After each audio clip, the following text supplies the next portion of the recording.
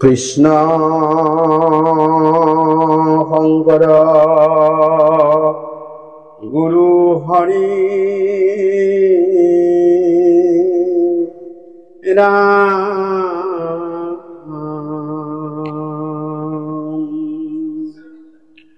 জয় গুৰু শংকৰ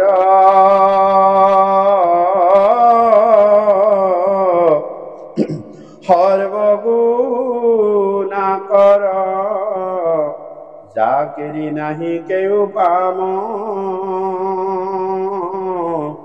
তুহাৰি চৰণ ৰেণু ঘট কোটি বাৰে কৰো প্ৰণাম।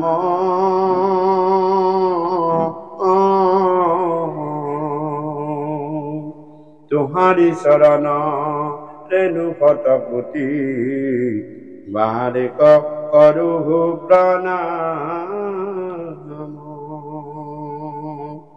শংকৰ মাধৱ অভেদ ঈশ্বৰ গুৰু নাহিয়াত পৰ তাহান গুণক কীৰ্তন কৰিয়া কৃত কৃত হোৱে নৰ। তাহান গুণক কীৰ্তন কৰিয়া কৃত কৃত হোৱে নৰ। শ্ৰীমদ ভাগবত মূৰ্তি বৰ্ণন।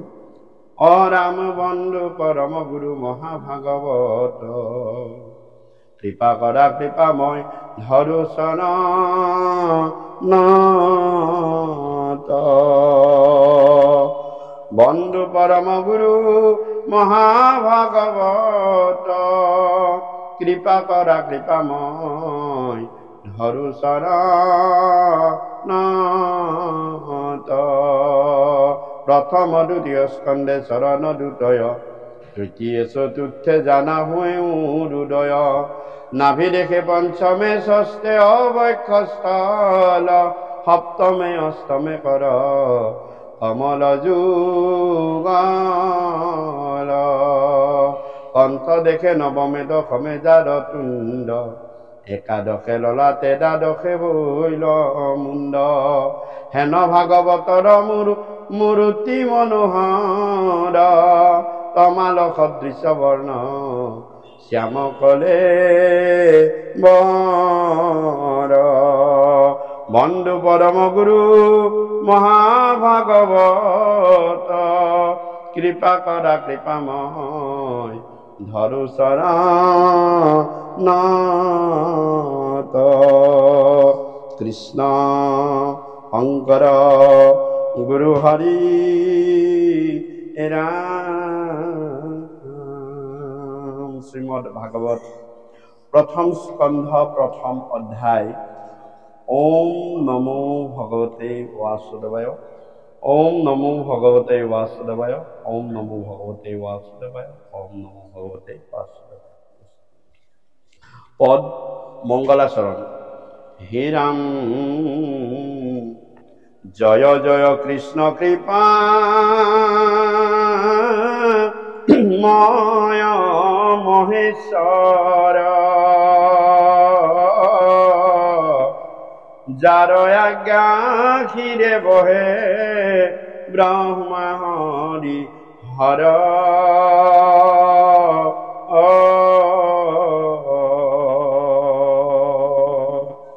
মৎস্য কুর্ময় আদি অংশ অবতার যার ঈশ্বর কৃষ্ণ কোটি কোটি নমস্কার।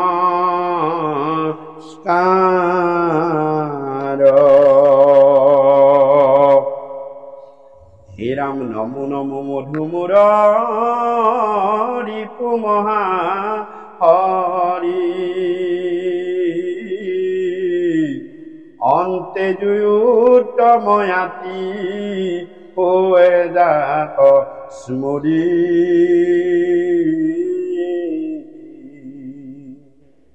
সমস্ত জগত উদ্ধাৰক যাৰ নাম হে ৰাম হেনয় কৃষ্ণক কৰো সহস্ৰ প্ৰণাম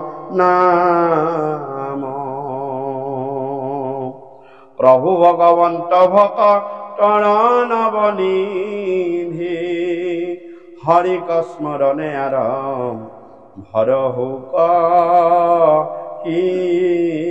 সিদ্ধি পৰীক্ষিত মুখ্য কথা দ্বাদশ স্কন্ধৰ কৃষ্ণৰ চৰণে ভনে কৃষ্ণৰ কিংকৰ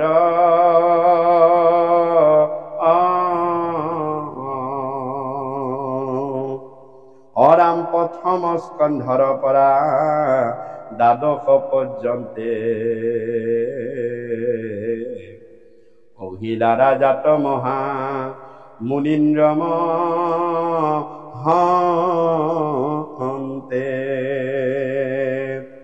সংক্ষেপ কৰি অযোধ্যা ৰিয়া তাৰ সাৰ শংকৰে ৰচিলা কৃষ্ণ চৰিত্ৰ প্ৰয়াৰ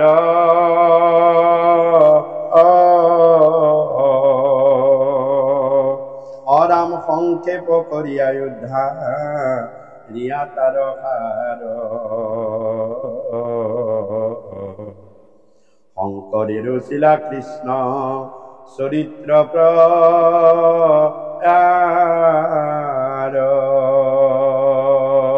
কৃষ্ণ জয় জয়তে মোৰ দুজনা গুৰু দুখানীয়া ভয় শ্ৰীচৰণ স্মৰণ কৰি সেৱন কৰি বন্দন কৰি গুৰু বন্দনাৰে কৃষ্ণ কথা পৰম বৈকুণ্ঠৰ অমৃতময় কৃষ্ণ কথা আৰম্ভ কৰা হৈছে।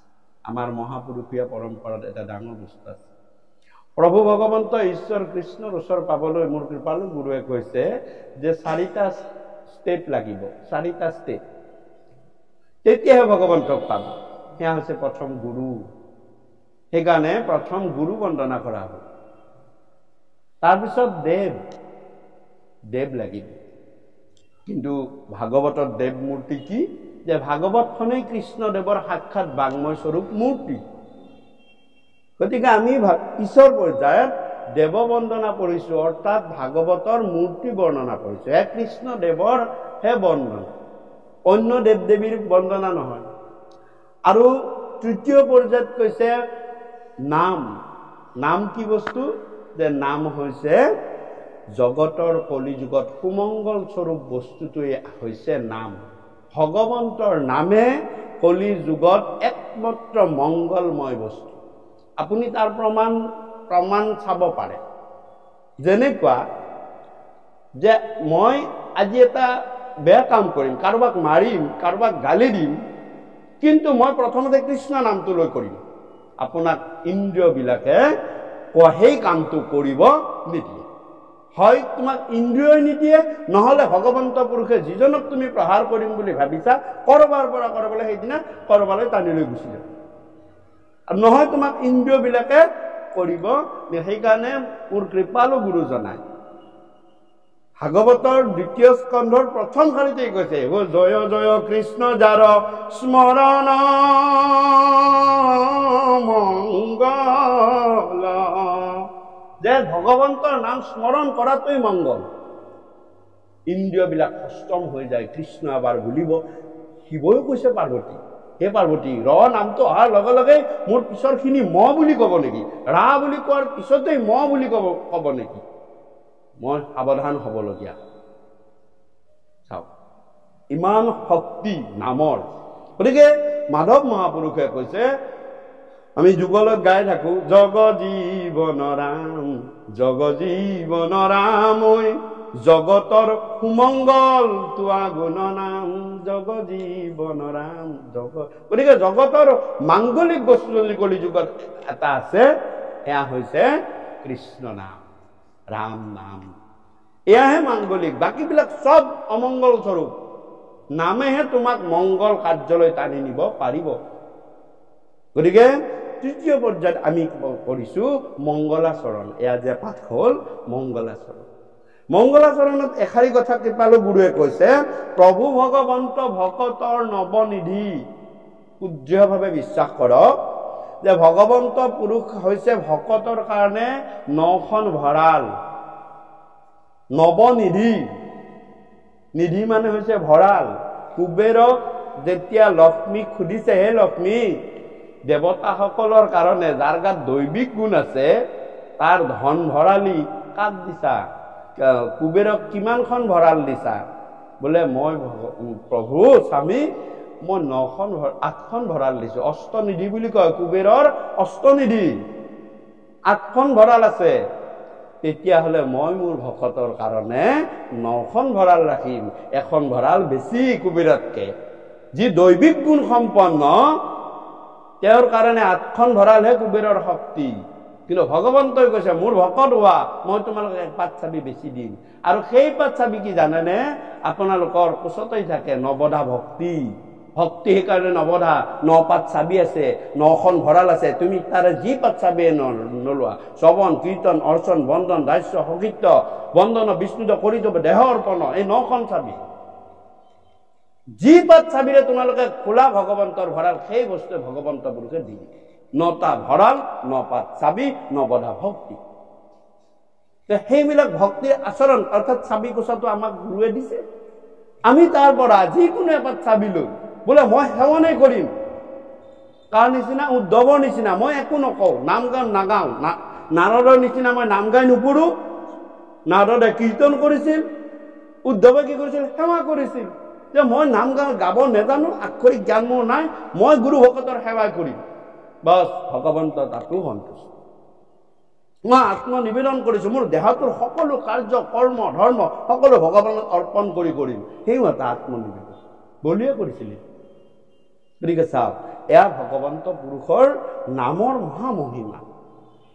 নাম প্ৰমত্ত। আমি জুইৰ লগত খেলা কৰি থাকো, আমি নাম ধৰ্মৰ লগত ইমান সহজ বস্তু নহয়। ভিতৰলৈ গলে গম পাব নাম ধৰ্ম কি বস্তু। এক ভগৱন্তই নিজেই কৈছে যে মোৰ দ্ৰোহীক নামে কৰে ৰক্ষা, নামৰ দ্ৰোহীক কোনে কৰে ৰক্ষা। যে মোৰ দ্ৰোহীক নামে ৰক্ষা কৰিব পাৰে, কিন্তু নামৰ দ্ৰোহীক কোনেও ৰক্ষা কৰিম বুলি কথা দিব নোৱাৰে। মই নিজেই নোৱাৰো। মোৰ দ্ৰোহী আছিল কংস, মোৰ দ্ৰোহী আছিল ৰাৱণ, মোৰ দ্ৰোহী আছিল হিৰণ্যকশিপু, মোৰ দ্ৰোহী আছিল শিশুপাল, মোৰ দ্ৰোহী আছিল দন্তবক্ৰ। মোৰ নামৰ দ্ৰোহী নাছিল। শত্ৰু হিচাপে হলেও মোৰ নাম লৈ আছিল। মই তেওঁলোকক মুক্তি দিছিলো। মই মুক্তি দিছিলো। কংসক মই মুক্তি দিছো, ৰাৱণক মুক্তি দিছো, হিৰণ্যকশিপুক মই মুক্তি দিছো। কিয়? তেওঁলোকে মোৰ দ্ৰোহী, মোৰ নামত দ্ৰোহী নহয়। কিন্তু দুৰ্বাসা ঋষি মোৰ নামত দ্ৰোহী হৈছিল। সেইকাৰণে সুদৰ্শন চক্ৰই খেদি খেদি খেদি দুৰ্বাসাক একদম আকৌ গৈ অম্বৰীষৰ চৰণত পেলাই দিছিল যে নামীৰ তুমি দ্ৰোহী, তুমি নামীক যদি ক্ষমা নকৰা তোমাক মোক ৰাখিব। ভগৱন্তই কৈছে মই তোমাক ৰাখিব নোৱাৰো। বলিৰ লগত থকা দৈত্যবিলাক নামৰ দ্ৰোহী আছিল। সেইকাৰণে ভগৱন্ত পুৰুষেও ৰক্ষা কৰিব পৰা নাছিল। এই প্ৰমত্ত কেশৰী নাম বস্তু কিন্তু বহুত ডাঙৰ। তাৰ ভিতৰত এটা কথা আছে, যে কেছেটত গোৱা নাম নহয়, কিন্তু কাম নাই। অৰ্থাৎ মুখৰ বীজ কোন কেইটা? তোমাক যে মুখ্য মুক্তি বা সেই দিব, সেয়া হৈছে গুৰুৰ মুখেৰে যি 4 নাম ওলাল, সেয়াহে কিন্তু আচল। মানে ক'বলৈ বাকীবিলাক পতান, তাৰ ভিতৰতহে মানে সেই 4টাতহে ধানৰ বীজটো আছে। মুখৰ বীজ বুলি কৈছে। বাকীবিলাক শুনিছো, ইখন কাণে শুনিছো, ইখন কাণে ওলাই গৈছে। যে 4 নাম, সেইকাৰণে আমি প্ৰতিদিনে শৰণীয়াসকলে 4 নাম যদি ললে, তোমাৰ প্ৰমত্ত কেশৰী 4টা সিংহ তোমাৰ চাৰিওফালে অহৰ্নিশে যতে যোৱা তোমাক ৰক্ষা কৰিব। বিপদ আপদ দুখ দুৰ্গতি সকলোৰ পৰা তোমাক ৰাখিলে, ঘৰখনক ৰাখিলে, আৰু অঙহী বঙহী তুমি যি বুলি কৈছা। অকল যে আমি এইটো ভাবো অকল মই কৰিছো মোকে ৰাখিছে। নাম ধৰ্মৰ সেইটোৱেই ডাঙৰ। যে তুমি সবংশে সবান্ধৱে সকুটুম্বে সপৰিয়ালে সমিত্ৰে ইষ্ট কুটুম মৈত্ৰ বন্ধু বান্ধৱ আৰু মোৰ ঘৰত যিমান জীৱ আছে, হে প্ৰভু তোমাক সমস্তখিনি তোমাৰ চৰণত অৰ্পণ কৰিলোঁ। মোৰ এই নাম কেশৰীয়ে সকলোকে কুশল কৰক। এতিয়া তোমাৰ সকলো পূৰ্বপুৰুষ উত্তৰ পুৰুষ হ'ল, তুমি নিজৰো আৰু পিছত যিখিনি বৈকুণ্ঠগামী হৈছে তেওঁলোকৰো, আকৌ যিখিনি আহিব তেওঁলোকৰো ইমানখিনি সুচতুৰ। সেইকাৰণে কৈছে পৰম চতুৰ শিকি বুদ্ধিত কুশলা আতি যিটো মাধৱৰ গুণ গাৱে, মিছা কলে বৰ গোটে মুকুতি বাণিজ্য কৰি ভৱতৰি সেই মাধৱকে পাব। এই নাম প্ৰমত্তকেশৰীৰ কথা ভাগৱতত বহুৰি বহুৰি প্ৰমাণ আছে। কিন্তু আমি আজি নাম তত্ত্বলৈ নাযাম, কিন্তু আমি গৃহ তত্ত্বলৈ আহিছোঁ। আৰু আমি গৃহস্থ ধৰ্মীৰ লোকসকলৰ কথানো ভাগৱতে কি কৈছে আমাক। ভাগৱতৰ বিষয়ে কোক মহামুনিয়ে মহাৰাজ পৰীক্ষিতক এফালৰ পৰা বৰ্ণনা দি গৈ আছে। শেষ পৰ্যায়ত মহাৰাজ পৰীক্ষিতে মহামুনি শুকক সুধিছে, হে গুৰু, আপুনি সকলো কথা ৰজা মহাৰাজা ভক্ত সাধু সন্ত সকলো মনুকে আদি কৰি ভগৱন্তৰ সকলো অৱতাৰৰ কথা বৰ্ণনা কৰিলে। আগন্তুক ইয়াৰ পিছতে কলিযুগ আৰম্ভ হ'ব। কলিযুগত গৃহস্থ ধৰ্মী লোকসকলে ভগৱন্তৰ কৃপাৰ পাত্ৰ হ'বলৈ নিজৰ যদি কোনো ধন টকা পইচাও নাই, তেওঁ কেনেকে ভগৱন্তৰ কৃপাৰ পাত্ৰ হ'ব পাৰি? তেতিয়া কৈছে যে হে ৰজা পৰীক্ষিত, তুমি যিটো প্ৰশ্ন সুধিলা, মই ইমান দিন তোমাৰ আগত সকলো কথা কৈ গৈ আছো। ভক্ত প্ৰহ্লাদৰ শাস্তিৰ কথা কৈছো, অজামিলৰ শাস্তিৰ কথা কৈছো, কিন্তু আজি মোৰ তোমাক যিটো কথা ক'বলৈ আৰম্ভ কৰিম, মোৰ চকুৰে চকু পানী ওলাই আহিব। অময়া সুখ, তেওঁ কোনো মায়া নাই। সেই অময়া সুখেও, যাৰ কোনো মায়াই নাই, দেহটোৰ প্ৰতিয়ে মায়া নাই, যেতিয়া ভকতৰ কথা ক'বলৈ গৈছে, সেইজনৰ কথা ক'বলৈ গৈছে, তেওঁৰ চকু পানী জল জল জল ওলাই পৰিছে। আৰু এই কথা ক'ত আছে? যে এই কথা হৰিবংশত আছে। বিষ্ণুৱে ভগৱন্ত কৃষ্ণই দ্বাৰকাত এদিন বাঁহী বজাই থাকোঁতে সব্বাই আহি সুধিছে, হে সখী, হে স্বামী, আপোনাৰ কোনোদিন মই বাঁহীত দুখৰ সুৰ শুনা নাই, কিন্তু আজি আপোনাৰ বাঁহীত মই কিবা এটা দুখৰ সুৰ শুনিছো, ভাল লগা নাই সুৰটো, কিয় বা? তেতিয়া সব্যাক লক্ষ্মীক ভগৱন্ত পুৰুষে কৈছে যে মই স্বৰূপ আনন্দ সদা সুখী, মোৰ নিজেই সুখ, মই সুখৰ সাগৰ। হৰি তুমি আনন্দ সিন্ধু, মই সুখৰ সাগৰ। হামু ভিক্ষাৰী মাগো এক বিন্দু, তাৰ পৰা আমি এটা বিন্দুহে মাগিছো, মই নিজেই আনন্দ সিন্ধু। কিন্তু মোৰ দুখ কিয় হয় জানানে? মোৰ বাঁহীত কিয় দুখ লাগে জানানে? ভকতৰ দুখ দেখি, ভকতৰ দুখ যান্ত্ৰণা দেখি মোৰ চকুত চকু পানী আহি যায়, মোৰ বাঁহীত শেষ হৈ যাওঁ। এনেকে কৈছে। তোমাৰ ভকতৰ ইমান দুখ হ'ব পাৰে? কেনেকে হ'ব পাৰে? মোক তুমি কিয় কোৱা নাই? কি লাগে? ধন ঐশ্বৰ্য সম্পদ সা সম্পদ মই তোমাক দি দিম। তেনেকে কৈছিল। নোৱাৰা। কাৰণ কিয়? যে কৰ্মফল, তেওঁ কৰ্মফল ভোগ কৰিবই লাগিব। মোৰ তাত হাত নাই, তোমাৰ তাত হাত নাই। আমি আমাৰ কৰ্মফল ভোগ কৰিবই লাগিব। আমি যে এয়া ভগৱন্ত ঈশ্বৰ কৃষ্ণৰ নাম গুণানুকীৰ্তনখিনি শুনিব পাইছো এই দুৰ্ঘোৰ কলিকালত, ইমান সময় ব্যস্ততাৰ মাজতো এয়া জানিব এই জন্মৰ কোনো কৰ্ম নহয়, পূৰ্ব জন্মত আমি নিশ্চয় কিবা নহয় কিবা এটা এই জীৱকেইটাই ভাল কাম কৰিছিলো, যাৰ কাৰণে দুৰ্ঘোৰ কলিকালত এইখিনি কৃষ্ণ কথা শ্ৰৱণ কৰাৰ আমাক ভগৱন্ত পুৰুষে এইটো দৃঢ়ভাৱে আপোনালোকে ধৰি লওক, দৃঢ়ভাৱে ধৰি লওক। এইটো কথাৰ প্ৰমাণ আছে। বোলে সেই কি কয়, বোলে মই যদি দিওঁ নহয়, কৰ্মফলে তেওঁ খণ্ডন কৰিব। যেতিয়ালৈ কৰ্মফল, যেতিয়া গৃহস্থ ধৰ্মী লোকসকলে কৰ্মফল ভোগ কৰিবই লাগিব। মনত ৰাখিবা,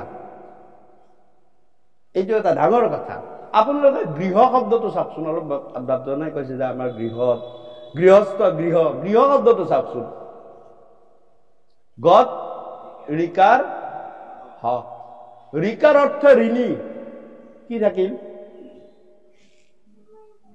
গহ মানে কি অহংকাৰ অহংকাৰৰ আমি ঋণী কোন দিনাৰ পৰা যিদিনাৰ পৰা খুঁটাটো প্ৰথম মাৰিলো কি বুলি শব্দ ব্যৱহাৰ কৰিলো মই আৰু মোৰ এইটো মোৰ ঘৰ এইটোত মই থাকিম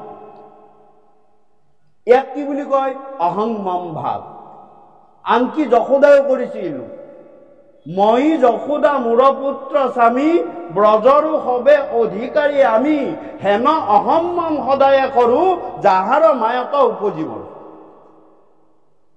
তাক কৈছে অহম্মম ভাৱ এই ভাৱটোৰ গ্ৰহত মানে অহংকাৰত আমি সদায় ঋণী আমি কবই লাগিব মোৰ ঘৰ মই থাকো বুলি কবই লাগিব আৰু ভগৱন্ত পুৰুষে ভাবিছে মই তেতিয়াহ'লে ঋণী 16,106 গৰাকী লৈ ময়ো দ্বাৰকাত মই আৰু মোৰ ঘৰ দ্বাৰকা বুলি কওঁ গতিকে মই গৃহস্থ ধৰ্মীসকলক দেখাম যে এই ঋণৰ পৰা কেনেকে মুক্ত পাব পাৰি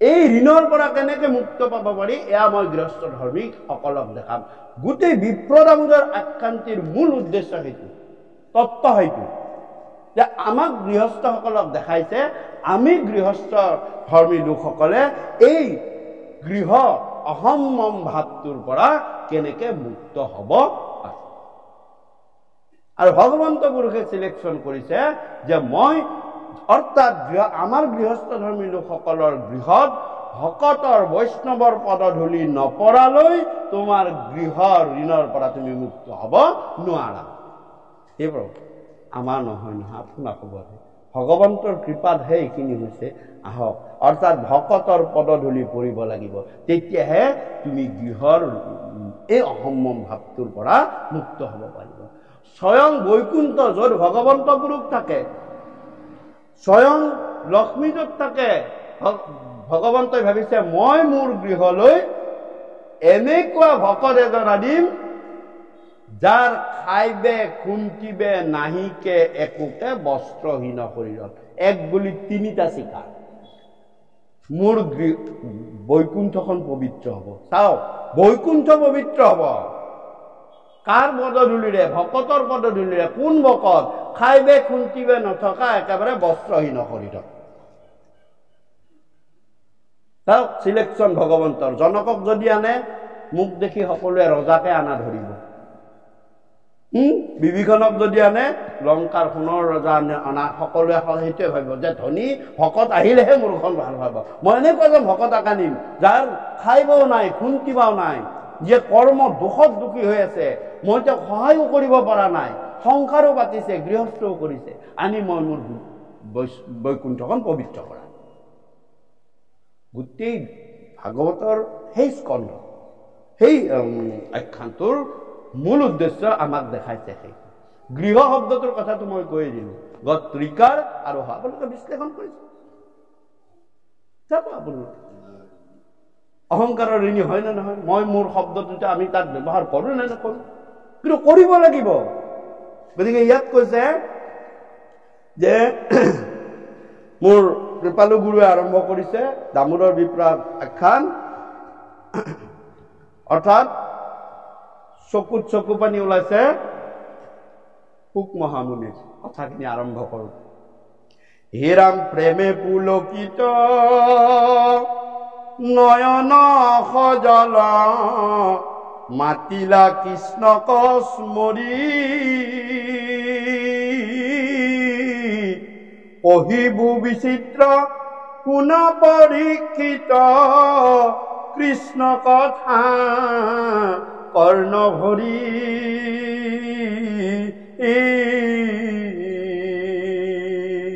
হে ৰজা পৰীক্ষিত বিচিত্ৰ কথা এটা কওঁ মোৰ চকুত চকু পানী ওলাইছে এই কথা তুমি কৰ্ণ ভৰি মন ভৰি তুমি শুনা হে গোবিন্দৰ সখা আছিলন্ত এক বিপ্ৰ নামে দামোদৰ গুৰুৰ গৃহত হৰিয়ে সহিত পঢ়িলন্ত নিৰন্তৰ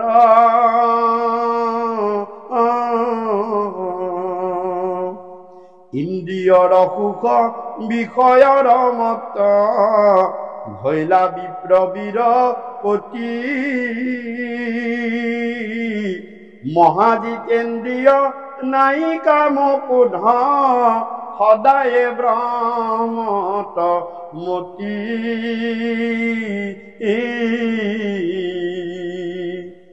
হেৰান দৰিদ্ৰ ব্ৰাহ্মণ নাহি কিছু ধন আশা গৃহাশ্ৰম ধৰ্মে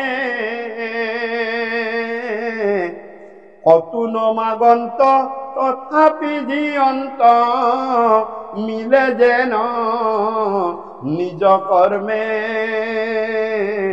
হে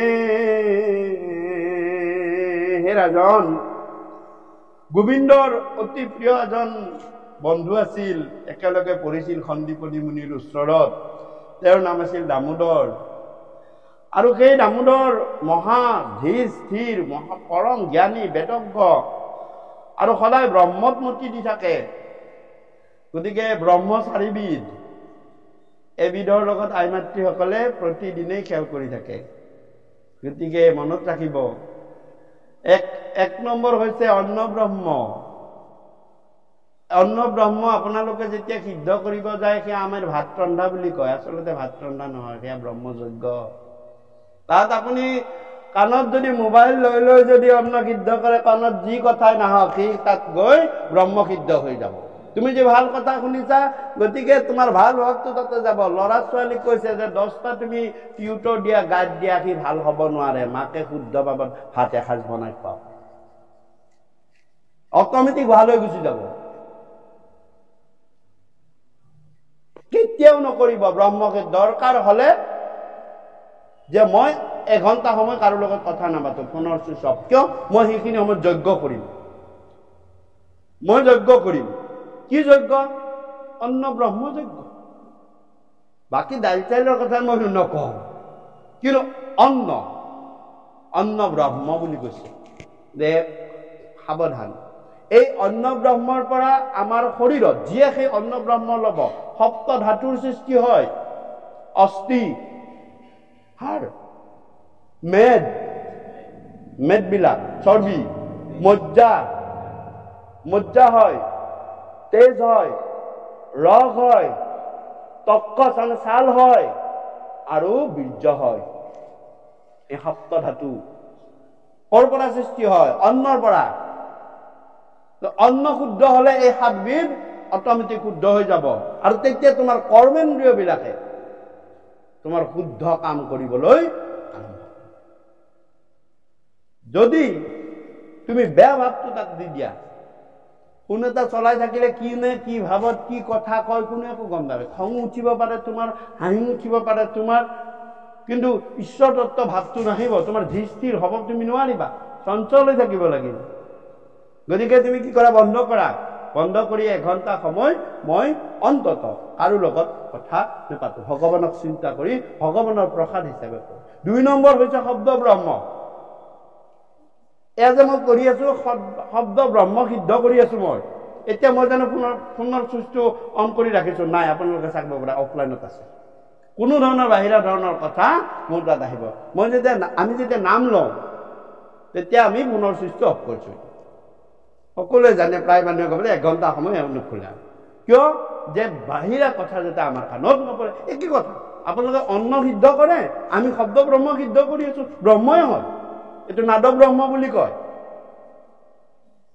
মনত ৰাখিব আমি ল'ৰা ছোৱালী গাত দুখ দিলে নহব আমাৰ দুখটোৰ নিজৰ দুখ গুণখিনিও অলপমান চালি জাৰি চাব লাগিব খং ৰাগ কৰি কেতিয়াও অন্ন বা দ্ৰব্য কেতিয়াও ৰন্ধন নকৰিব আৰু কোনোবা যদি কৰিছে সেই দ্ৰব্য গ্ৰহণ নকৰিব মনত ৰাখিব সেই দ্ৰব্য কেতিয়াও গ্ৰহণ নকৰিব আনন্দ চিত্তে হৰচিত্ত মানে ভগৱন্তক যদি স্মৰণ কৰিছে ভগৱন্তক অৰ্পণ কৰিছে তাক গ্ৰহণ কৰিব কোনো কথা নাই তাৰপিছত 3 নম্বৰ যে জীৱ ব্ৰহ্ম অন্ন ব্ৰহ্মৰ পৰা আপোনাৰ শব্দ ব্ৰহ্ম শুদ্ধ হ'ব শব্দ ব্ৰহ্ম শুদ্ধ হলে জীৱ ব্ৰহ্ম শুদ্ধ হ'ব জীৱ ব্ৰহ্ম শুদ্ধ হলেহে পৰম ব্ৰহ্মৰ তুমি সন্ধান পাবা ৰিলেটেড আছে ইয়াত এটাও যদি অশুদ্ধ হয় তুমি নোপোৱা। অন্ন যদি অশুদ্ধ তোমাৰ শব্দ অশুদ্ধ হ'ব, গালি গালাজ খিংখিঙা হ'বা, কথাবিলাক খিংখিঙা হ'ব। আৰু যদি তোমাৰ মুখৰ মাতেই ভাল নাই, তোমাৰ জীৱও শুদ্ধ নহয়। শুদ্ধ অশুদ্ধ জীৱ পৰম ব্ৰহ্ম কেনেকুৱা।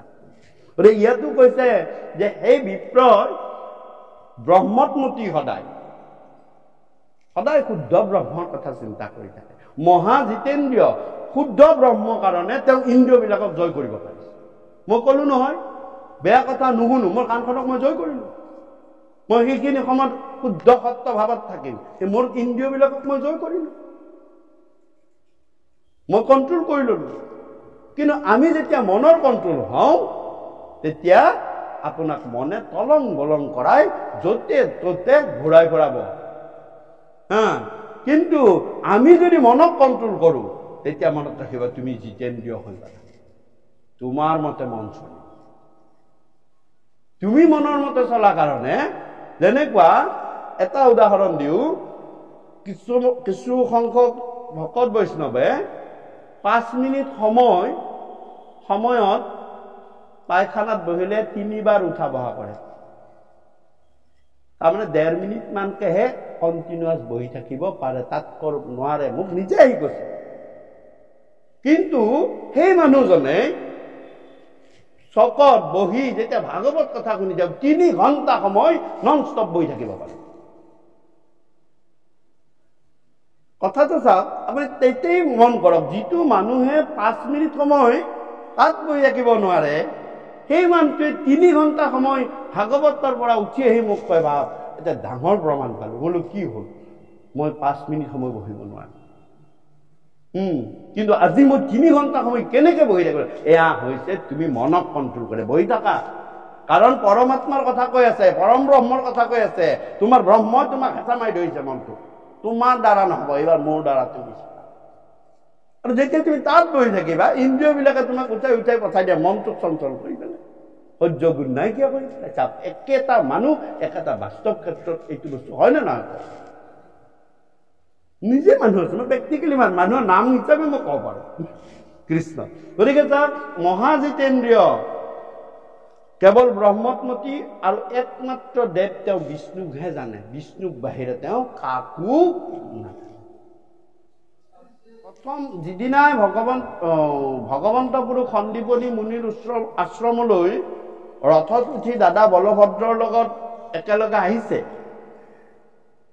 সেইদিনাখনেই বিপ্ৰ দামোদৰেও ৰাস্তাৰ কিনাৰে কিনাৰে খোজকাঢ়ি বিষ্ণু বিষ্ণু স্মৰণ কৰি সন্দীপনী মুনিৰ ওচৰলৈ আহিছে। কৃষ্ণ আৰু বলভদ্ৰৰ ৰথ কিনাৰে পাৰ হৈ গুচি গৈছে। বিপ্ৰ দেখিছে কোনোবা ৰজাৰ পুতেক গৈছে আৰু বিষ্ণু বিষ্ণু স্মৰণ কৰিছে, একো নাই। কৃষ্ণই ভাবিছে মোক কোনে মাতে? এই ব্ৰাহ্মণটো যে মোক মাতি গৈ আছে, মোক দেখি বিষ্ণু বিষ্ণু স্মৰণ কৰিছে নেকি? মোকেইতো মাতি আছে। বিষ্ণু স্মৰণ কৰিছে, কৃষ্ণৰ গাত লাগিবই, পূৰ্ণ ব্ৰহ্ম। গতিকে মোকেই মাতিছে নেকি? মোক দেখি কৈছে নেকি? ইয়াৰ পৰীক্ষা চাম। সেইকাৰণে ভগৱন্ত পুৰুষে তুমি শুদ্ধ অন্তৰেৰে কৈছা ন, পৰীক্ষা দৰ্শাই আহি থকা ৰাস্তাটোতে প্ৰকাণ্ড কাঁইট এডাল লীলা কৰি থিয় কৰা দিয়ে আৰু ঘপককে তাতে পৰিলে নহয় ভৰিখন।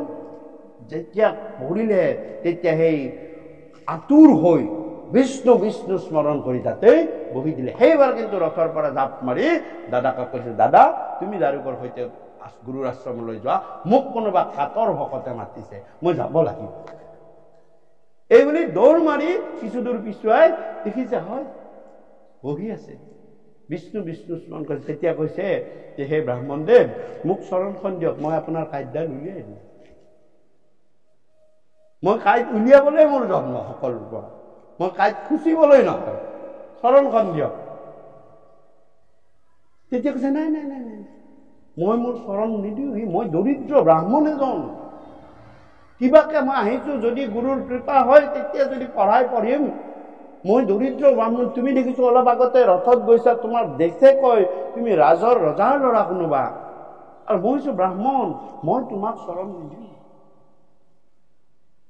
তেতিয়া কৈছে নহয় তুমি দিয়া, তুমি ব্ৰাহ্মণ মই ক্ষত্ৰিয়, তোমাৰ চৰণ মই চোৱাৰ মোৰ ধৰ্ম আছে, ধৰ্ম হ'ব। তেতিয়া কৈছে নহ'ব মই নিদিম। তেতিয়া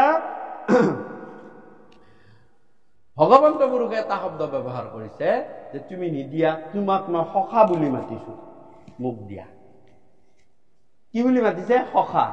তেতিয়া বিপ্ৰয়ে হাঁহিছে, ইমান দুখতো হাঁহি কৈছে তুমি সখা কাৰ লগত পাতিব লাগে তুমি নাজানা? সমানে সমানে কৰিবা কাজ, হাৰিলে জিকিলে নাই লাজ। তুমি ক্ষত্ৰিয়, তুমি ৰজাৰ ক্ষত্ৰিয় ল'ৰা এটাৰ লগত সখা পাতা, মোৰ দৰিদ্ৰটোৰ লগত কি সখা পাতিছে? এইটোতো শাস্ত্ৰই নকয়, নীতিয়ে নকয়, সমাজ নীতিয়ে নকয়। তুমি এদিন মোক হাঁহিবা, মই তোমাৰ তালৈ যাবলৈ বেয়া পাম। তেতিয়া ভগৱন্ত পুৰুষে এটা ডাঙৰ কথা কৈছে যে সখা, তুমি সখা আৰু বান্ধৱ কাক কয় তুমি নাজানা, আচলতে তুমি তাৰ অৰ্থ নাজানা। মই কৈছো শুনা, সখা কাক কয়? যে সংকটত ৰখা তেওঁকহে কয় সখা। যিয়ে সংকটত তোমাক ৰাখিলে তেওঁহে তোমাৰ প্ৰকৃতাৰ্থত সখা। বান্ধ যোগ উব, বান্ধ মানে লগ লগা, উব মানে বিপদ, বিপদত তোমাৰ লগত যিয়ে আহি বান্ধ খালে তেওঁহে তোমাৰ বান্ধৱ। যিয়ে বিপদত তোমাক দেখি তোমাৰ পৰা আঁতৰি গ'ল তেওঁ কেতিয়াও বান্ধৱ হ'ব নোৱাৰে। এই কথা গজেন্দ্ৰৰ ক্ষেত্ৰতো মোৰ কৃপালু গুৰুৱে লিখিছে। এইখিনি কথা আমাৰ নহয়, কৃপালু গুৰুৰ কথা। কতকালে গজেন্দ্ৰৰ বল ভৈল হানি, গাহৰ বাৰিল বল প্ৰিয়া চাদ পানী। যে যেতিয়া সেই খালটোত পৰি আছিল গজেন্দ্ৰ, আৰু গ্ৰাহই যেতিয়া কামোৰ মাৰি ধৰিছিলে, খালটোৰ পৰা একে জাপে কৈৰণী হস্তিনী সকলো বিলাক গৈ একে জাপে পাৰত উঠিছিল। গ্ৰাহই তেতিয়া ভাবিছিলে, ইছৰাম, গ্ৰাহই ভাবিছিলে কি যে মোক এতিয়া কোনে ৰক্ষা কৰিব? আনুজত দন্তাল স্বামীৰ ঘোৰ দুখে, ৰাখি তেনেকাত পাৰে কাৰো বাক্য নাখে মুখে। আন যিবিলাক দন্তাল আছিল সকলোৱে কৈ পাৰত থিয় হৈছে। চিঞৰে হস্তিনী ভাৱে বেৰি চাৰি পাৰে, আৰু সকলোৱে খালি পাৰত গৈ চিঞৰ বাখৰহে কৰিছে। তেতিয়া গজেন্দ্ৰই ভাবিছিল যে এই মোৰ মহাবিপদত, সিহঁতৰ বিপদ হলে মই বুকু ফান্দি সকলোতকৈ আগত গৈ থিয় হওঁ, আৰু মোৰ সৈতে সকলো আন জীৱ জন্তুৱে পলাই পতং দিয়ে। কিন্তু আজি মোৰ বিপদ হল, ইহঁতে গৈ একে জাপে গৈ পাৰত উঠিলে, মোক পানীত পেলাইছে। ইহঁত মোৰ বান্ধৱ নহয়, আচলতে মোৰ বান্ধৱ কোন? আবেশে ৰাখিব মোক কমন বান্ধৱ। যে এতিয়া মোক বান্ধৱ, অৰ্থাৎ মোৰ এই মহাবিপদত মোৰ ওচৰলৈ কোন আহিব? মোৰ লগত কোনে সম্পৰ্ক এতিয়া যোগ খাব? আবেশে ৰাখিব মোক কমন বান্ধৱ, অন্তকালে গতি মোৰ কেৱল মাধৱ। যে অন্তকালত মোৰ আচল বান্ধৱ হৈছে মাধৱ। পাৰত থকাখিনিয়ে একো কৰিব নোৱাৰিলে, কিন্তু 7খন লোক পাৰ কৰি বৈকুণ্ঠৰ পৰা কুন্দে মেৰাই পদ্মগত ওপৰক তুলি গজেন্দ্ৰে শৰণ লৈলা ত্ৰাহি হৰি বুলি, হয়নে? শুনি শীঘ্ৰে চৰি তুমি গৰুড়ৰ স্কন্ধে, 7 লোক আগৰ পৰা বৈকুণ্ঠৰ পৰা শুনি শীঘ্ৰে চৰি তুমি গৰুড়ৰ স্কন্ধে, ভকতক ৰাখিবা কাফিলা প্ৰবন্ধে। তেওঁকহে বান্ধৱ বুলি কৈছে। সেইকাৰণে মাধৱ মোৰ কৃপালু গুৰুজনাই ভাগৱতৰ তাৎপৰ্যত 2টা ঘোষা লিখিছে। প্ৰথমটো দিছে কৃষ্ণ সূৰ্য ভৈলন্ত উদিত, নাম ধৰ্ম কৰিলা বিদিত। মানে দ্বিতীয়টো দিছে মাধৱ বান্ধৱ উদ্ধাৰা বাপ, কতনো সহিবু সংসাৰ তাপ। হে মাধৱ, তুমিহে মোৰ বান্ধৱ, বাকীবিলাক মোৰ বান্ধৱ নহয়। গতিকে ইয়াতো সেই সখাই যেতিয়া কৃষ্ণই সেনেকে বুজাওতেও তেওঁৰ মানে মতি গতি নাই, নহল। শেষতে কৃষ্ণই ভাবিলে নহয় মই আৰু অলপ বেছি যাতনা দিব লাগে, এইবুলি নীলাকৈ কাঠডাল আৰু বেছি ভিতৰলৈকেহে সোমাই দিলে। চাওক, তেতিয়া চটফটাই থাকিব নোৱাৰি দিও নিদিওকৈ চৰণ জুৰি আগবঢ়াই দিলে। ভগৱন্ত পুৰুষে ভাবিছে চা, ইমান মোক ভাল পায়, মোক স্মৰণ কৰে, মোক চিনিব পোৱা নাই, মই যে বিষ্ণু চিনিব পোৱা নাই, মই তেওঁক উদ্ধাৰ কৰিব লাগিবই, মোৰ ভকত। তেতিয়া কি কৰিলে, তেওঁৰ মনৰ এই দ্বিধাবোধটো আঁতৰাবলৈ, বন্ধুৰ যিটো ভাৱ সেইটো আঁতৰাবলৈ কামুৰি, পদ্ম মুখে কামুৰি কাঠডাল ভৰিৰ পৰা উলিয়াই লৈছে, হাতেৰেও নহয়। কোন ভগৱান আছে যি ভকতৰ চৰণৰ পৰা কামুৰি টানিলে? সেইকাৰণে কৈছে ভকত হওক ভগৱন্ত বৈষ্ণৱ। হৰিজাৰ বৈষ্ণৱ হইল তাৰো কিবা লৈল, যাৰ হৰি বৈষ্ণৱ, যে হৰিক বৈষ্ণৱ কৰিব পাৰে তাৰ একো নালাগে।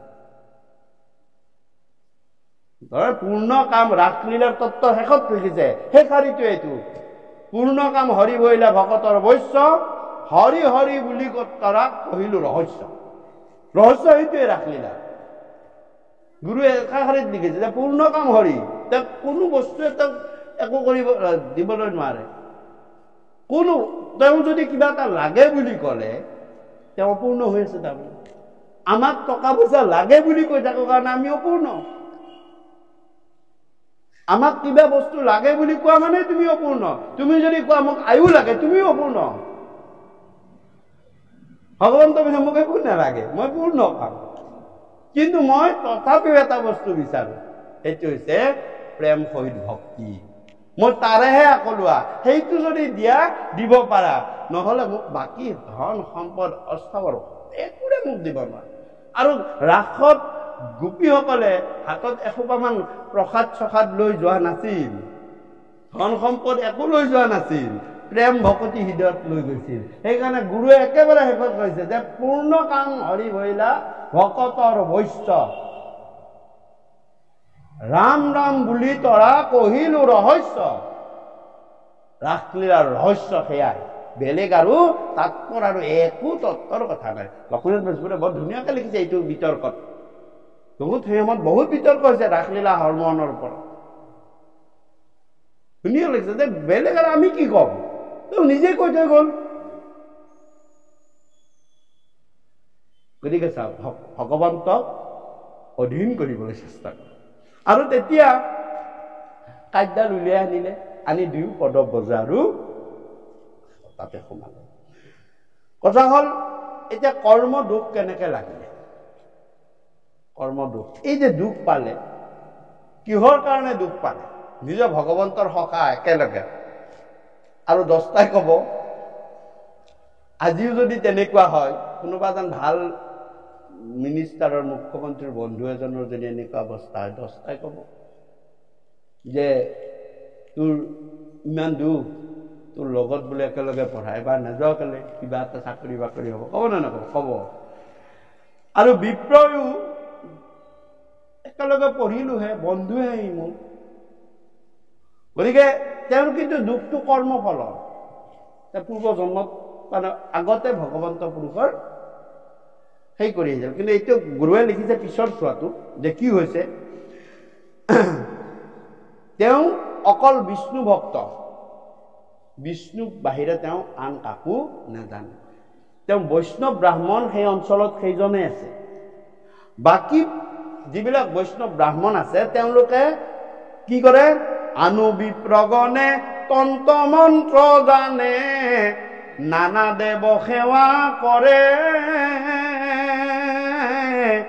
ইন্দ্ৰিয়ৰ প্ৰিয় সুখক সাধন্তে, কৃষ্ণ সেৱা পৰি হৰে।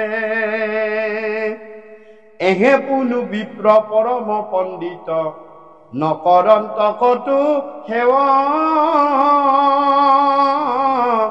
পৰম আনন্দে হৃদয়ত সদা, চিন্তি থকা বাসুদেৱ।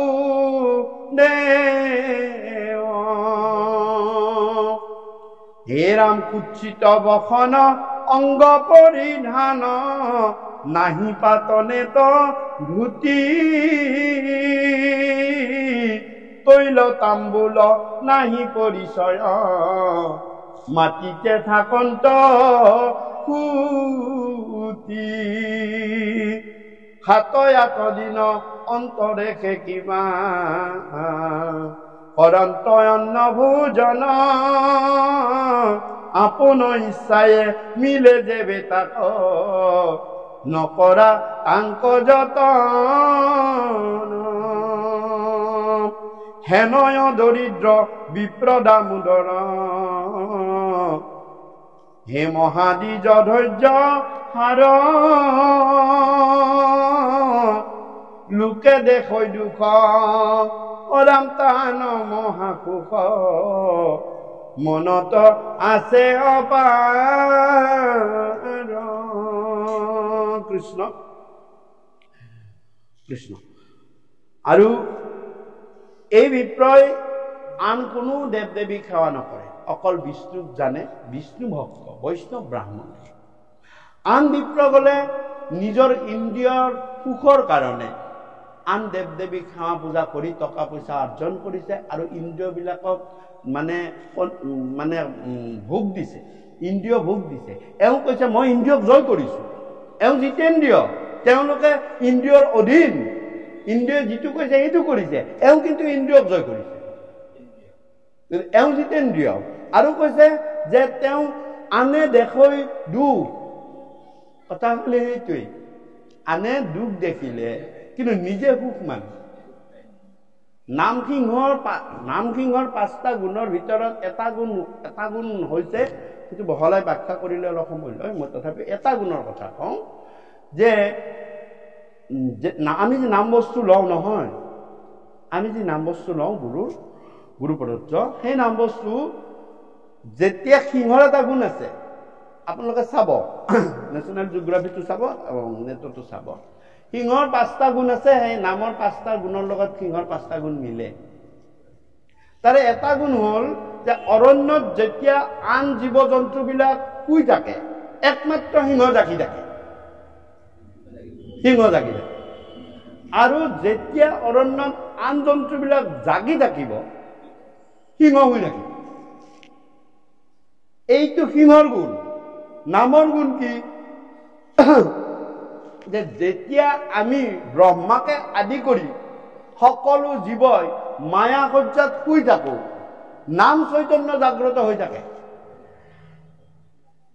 নাম চৈতন্য জাগ্ৰত হৈ থাকে আৰু জাগ্ৰত হৈ থকাৰ কাৰণে আমাক শুই থকাৰ পৰা মায়া সজ্জাৰ পৰা তুলি দিয়ে উঠিব হৈছে সেইকাৰণে মোৰ কৃপালগুৰু মাধৱ মহাপুৰুষে লিখিছে অ ব্ৰহ্মাই আদি কৰি জীৱ যত ৰাম ৰাম ৰাম ৰাম ৰাম মায়া সজ্জা মাজে আছয় ঘুমতি যাই কোন চৈতন্য নাম চৈতন্য তুমি হে চৈতন্য সনাতন ৰাম ৰাম ৰাম ৰাম ৰাম আমিও চেতন নিমুক নাথ জগাই গতিকে চাও নাম চৈতন্য জাগ্ৰত হৈ থাকে আমি মায়াময় জীৱবিলাক ব্ৰহ্মাকে আদি কৰি 33 জনৰ দেৱতা ব্ৰহ্মা আমি সকলো আমিতো মনুষ্য ব্ৰহ্মাও শুই থাকে ব্ৰহ্মা পৰ্যন্ত শুই থাকে নাম চৈতন্য জাগ্ৰত উঠ সিংহৰ লেখীয়া সিংহ শুই থাকে বাকীবিলাক জাগি থাকে সিংহ জাগি বাকীবিলাক শুই থাকে সিংহ জাগি থাকে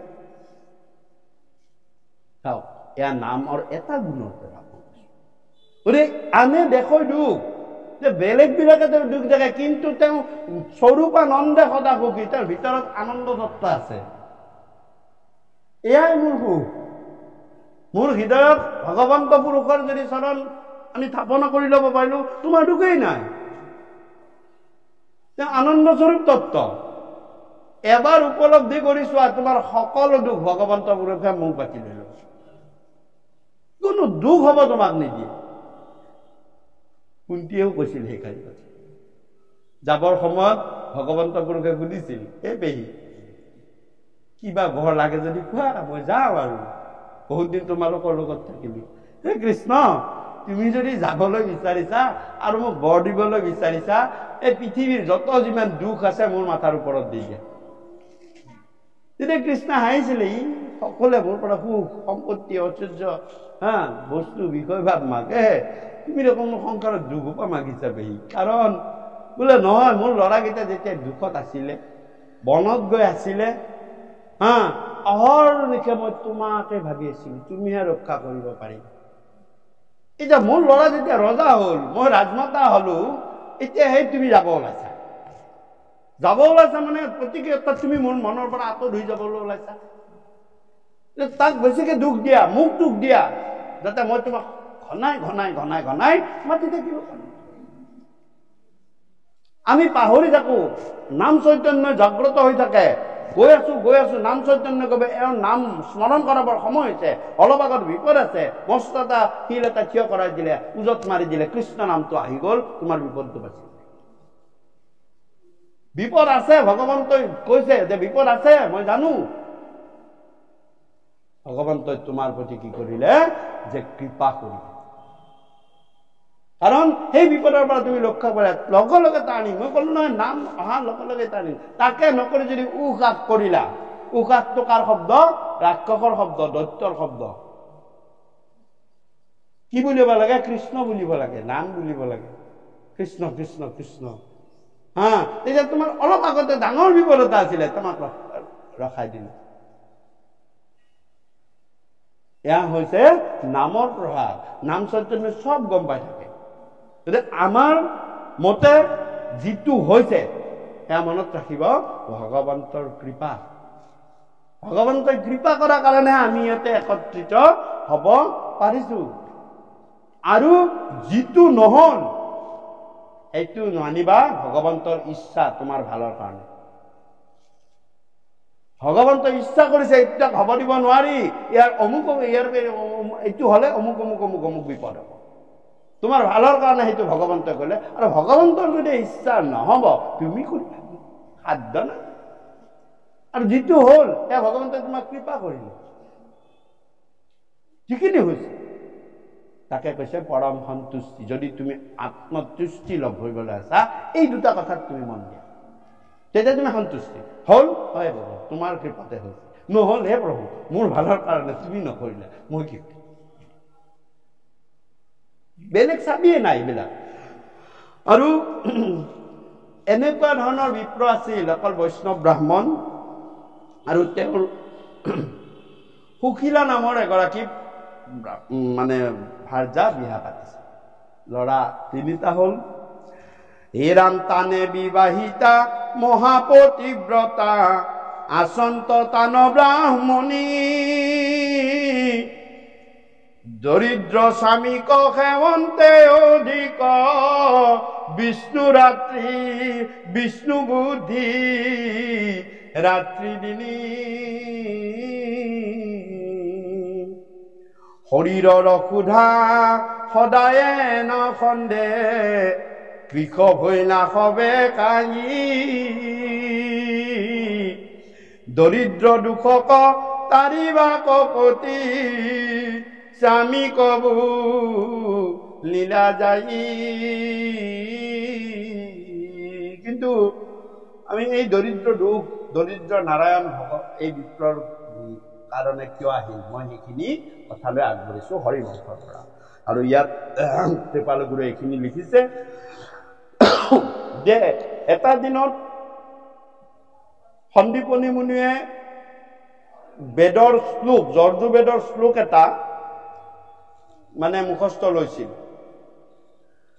আৰু বিপ্ৰ দামোদৰ আছিল এই বেটছটোৰ আটাইতকৈ চোকা ল'ৰা।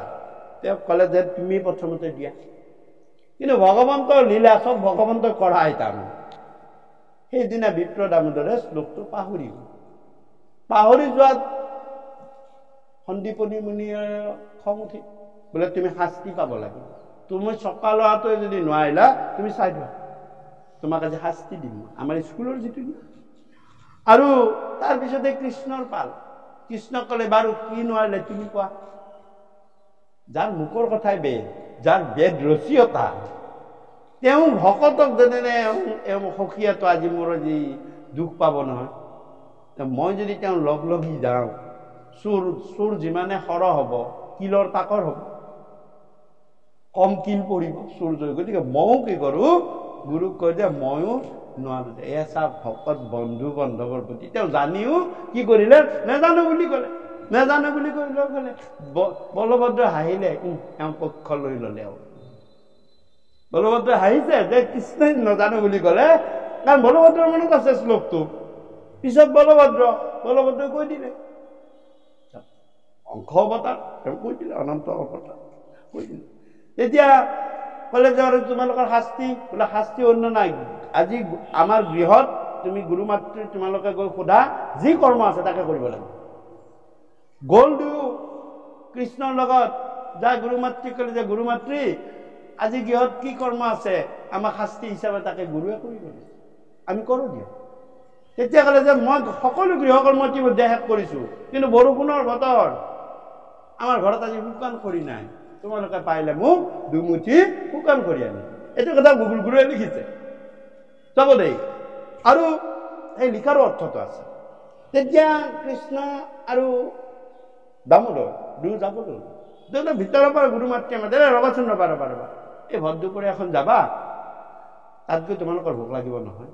চাওঁ তোমালোকে আচল কেইখন দিয়াচোন আগবঢ়াই, মই চাউল চিৰা একমুঠি দুইটা লৈ দিওঁ। কৃষ্ণই লীলা কৰি গ'লে, মাতৃ মোৰ আচলখন ফাটা দিয়ক, মোৰ এই বন্ধু দামোদৰৰ তাতে দিয়ক। তেতিয়া এনেকে আচল পাতি দিলে দামোদৰ। এয়া কৃষ্ণৰ মুঠি, এমুঠি, এয়া তোমাৰ মুঠি, টোপোলা কৰি লোৱা, ব'লা। দুয়োটা গুচি গৈ হাবিৰ মাজত কৃষ্ণ কৈছে, কি তুমি ব্ৰাহ্মণ মানুহ, মই ক্ষত্ৰিয় মানুহ, ডালে চালে বগাই ফুৰা মোৰ অভ্যাস আছে, তোমাৰতো নাই। তুমি গছজোপাৰ তলতে তুমি বহি থাকা, মই ভিতৰৰ পৰা দুইটাৰ কাৰণে দুমুঠি খৰি লৈ আহোঁ। এনেকে কৈছে। বিপ্ৰ বোলে হয়তো হয়, মই বগাই ফুৰাতকৈ কৃষ্ণই যাক, মই ইয়াতে ৰখি থাকোঁ, এই গছজোপাৰ তলত বহি থাকিম। বহি থকাৰ পিছৰ পৰা বিপ্ৰ লাহে লাহে ভোক লাগি আহিব ধৰিলে। ভগৱন্তৰ লীলা সমস্তখিনি ভগৱন্তই কৰাই আছে, লাগি আছে। এয়া পৰীক্ষা তাৰমানে, তুমি পৰীক্ষা, তুমি মই ক'লো নহয় পৰীক্ষা চলিবই, লাগি আছে। এবাৰ কৃষ্ণ যোৱা ফালে চাই, আহিছে নেকি, ইফালে চাই সিফালে চাই, এবাৰ টোপোলাটো লৈ চাই, কি কৰিম কি নকৰিম, এনেকে চাই বহুত সময়ৰ মূৰত কৃষ্ণ যেতিয়া নাহিল, যে মোৰ নিজৰ ভাগৰ মুঠিটো খাই দিওঁ, এই মানে নিজৰ ভাগৰ মুঠিটো খাই দিয়ে আৰু কৃষ্ণ নাহে।